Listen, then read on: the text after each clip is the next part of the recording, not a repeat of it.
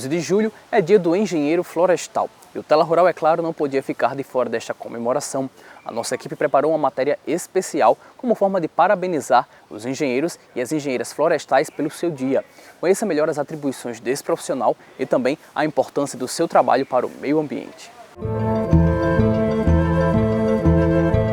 Contemplar a natureza, ouvir o barulho das árvores, se impressionar com a altura de cada uma delas e se perder na imensidão das espécies com verde para todos os lados.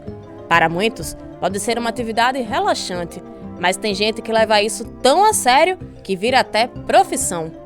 É assim que nasce o engenheiro florestal. A engenharia florestal ela surgiu basicamente para suprir essa necessidade do mercado de se entender um pouco mais da parte da madeira como um todo. Essa aí, na foto ao lado da família, é a professora Tatiane Azevedo e desde criança acompanhava o seu pai nas atividades de campo. Eu escolhi fazer o curso porque meu pai já é da área, meu pai é zootecnista, também é professor universitário, recentemente aposentado, né? Então já ia para campo com ele, né? Desde criança, já tinha essa aproximação com os recursos naturais, análise e coleta de solos, desde criança já fazia com ele.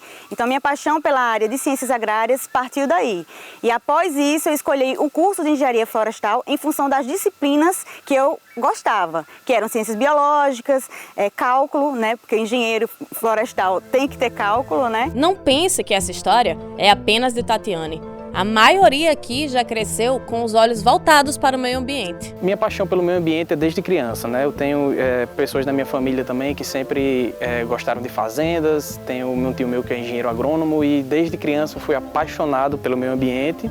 E eu quis compor um pouco desse ramo que eu acho maravilhoso, que é a natureza, o meio ambiente, e poder fazer parte aí desse futuro que vai preservar um pouco as nossas matas e o meio ambiente em geral. Desde pequeno eu tenho um vínculo muito forte com a área ambiental, né? E a engenharia florestal surgiu como uma opção natural para a minha escolha profissional, já que eu tenho essa afinidade com a área ambiental.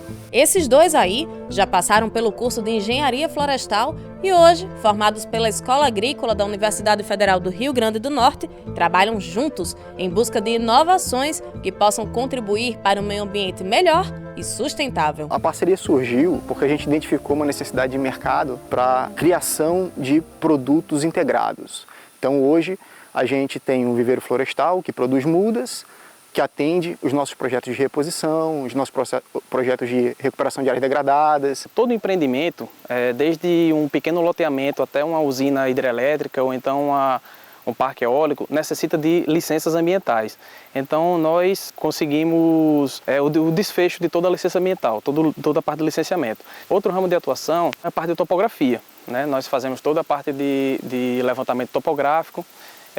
Nós utilizamos equipamentos como os drones, vantes e GPS de alta precisão e fazemos todo o levantamento topográfico de qualquer propriedade rural ou para empreendimentos. Um espaço como este é uma espécie de parque de diversões para um engenheiro florestal. São 20 hectares para experimentos e fica localizado na Escola Agrícola da UFRN, na zona rural de Macaíba. Aqui, estudantes, professores e pesquisadores medem, analisam, fazem testes e debatem. Tudo para que cada detalhe possa ser trabalhado e colocado em prática no campo, nas cidades ou na indústria.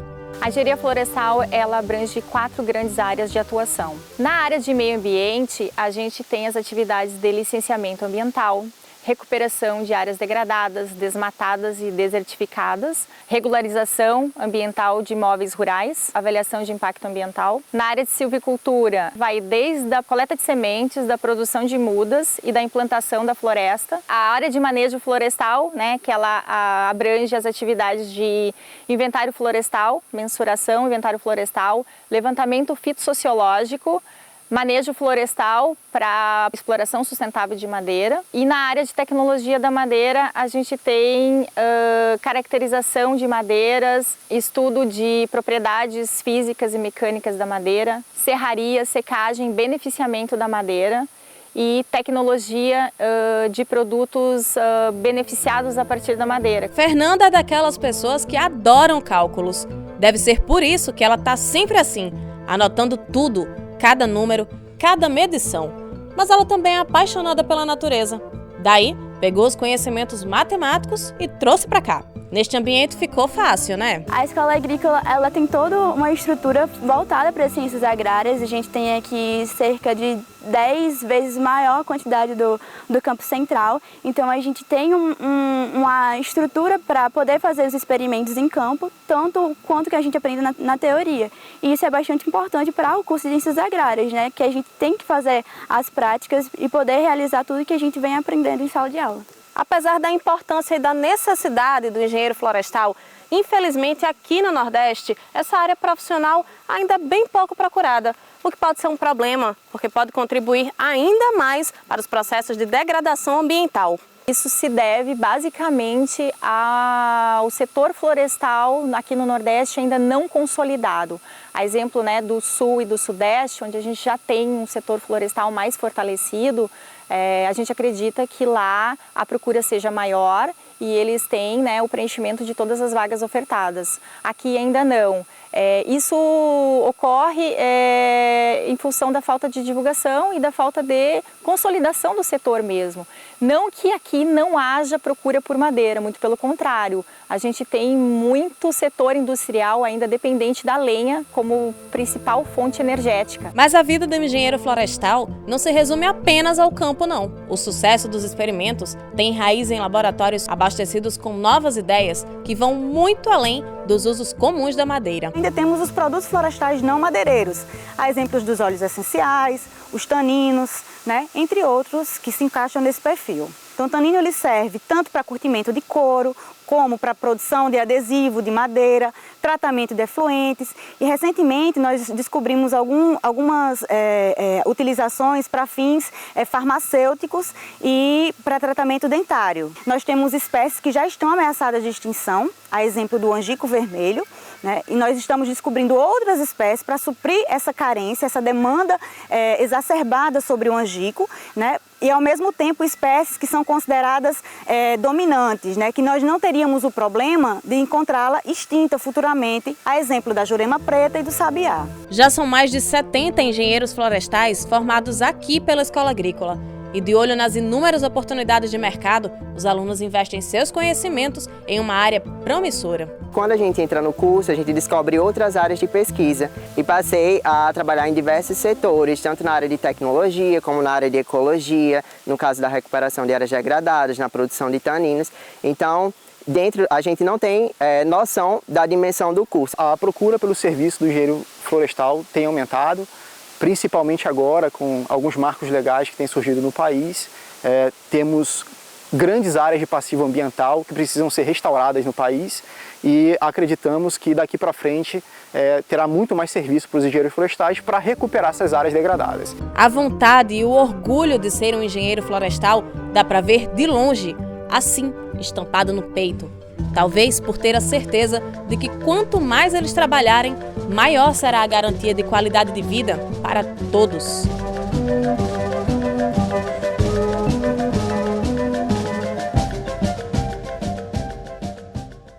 Chegou a hora de fitoterapia. Hoje, o professor de farmácia Divaldo Micali nos apresenta as propriedades de uma planta de origem asiática, com aplicações no controle da hipertensão e também para reduzir glicose e colesterol. É a vez do alho no quadro Cura Verde.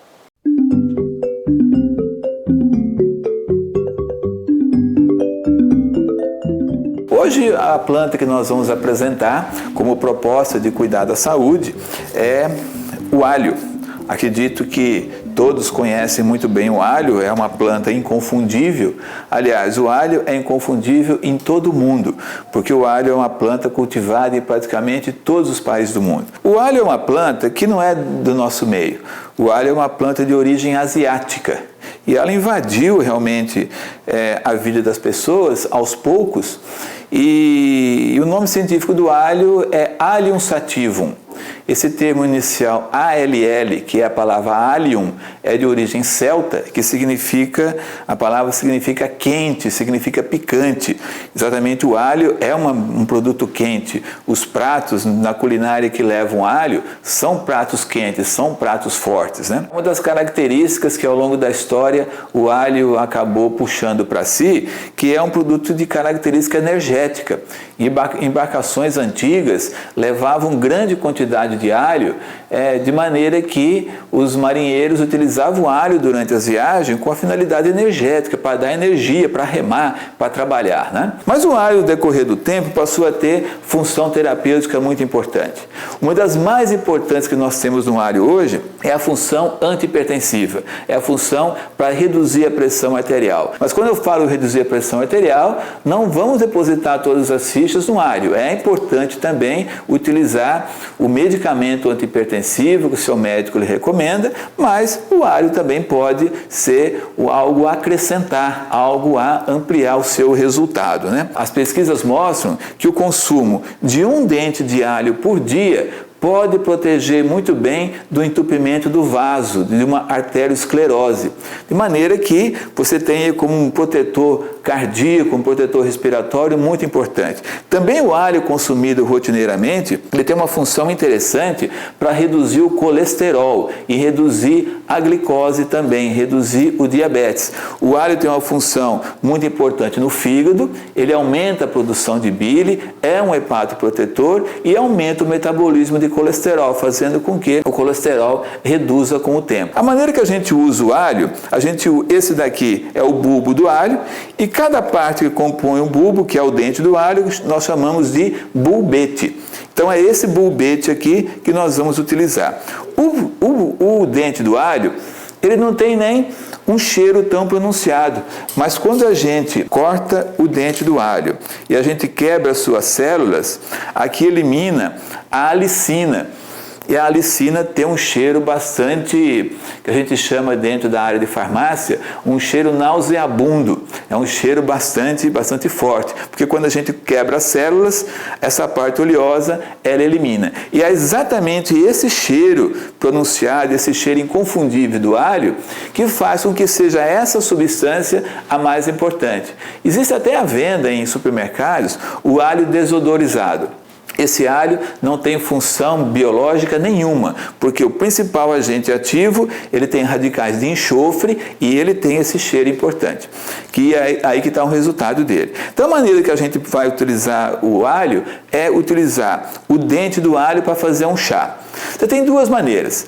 Se você utilizar por decocção, você vai colocar o dentinho do alho, 1 ou 2 dentes de alho cortadinhos para ferver com água, com uma xícara de água, 150 ml de água, e vai deixar fervendo por 5 a 10 minutos, retira do fogo, espera esfriar, coa e pode tomar o chá de alho 1 a 2 xícaras por dia. A outra é cortar o alho bem fininho, né? Em pedacinhos bem fininhos. Eu chamo de cortar o alho ao sushi, né? Cortar em pedacinhos bem fininhos, membranas bem fininhas, e aqui você pode fazer uma infusão. Coloca água quente dentro da xícara, coloca os pedacinhos correspondente a um dente de alho dentro dessa água quente, abafa, esfriou, pode tomar nesse momento. O chá de alho tem uma função muito importante, que é como protetor respiratório. Nas gripes, um dentinho de alho cortadinho, fazendo um chá, tem uma indicação bastante interessante. O alho também tem seus efeitos colaterais. E quais seriam eles? Veja que uma das funções importantes é ser um antihipertensivo.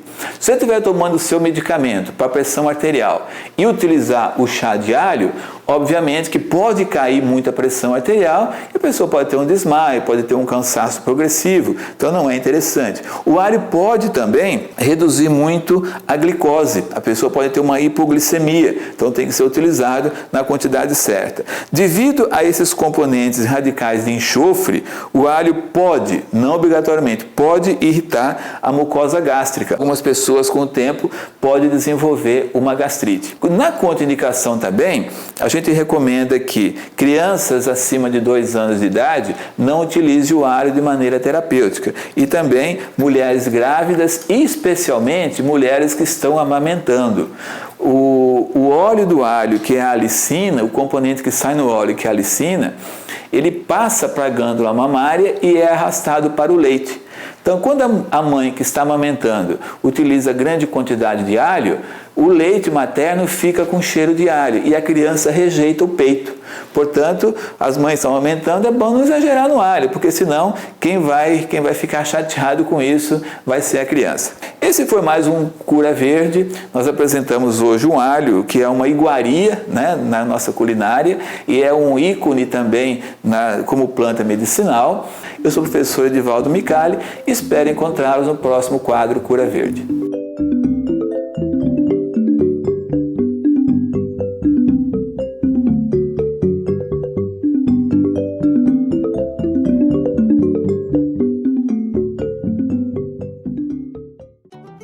O Tela Rural de hoje vai encerrando por aqui, mas você já sabe que pode continuar com a gente através das redes sociais no facebook.com/Tela Rural.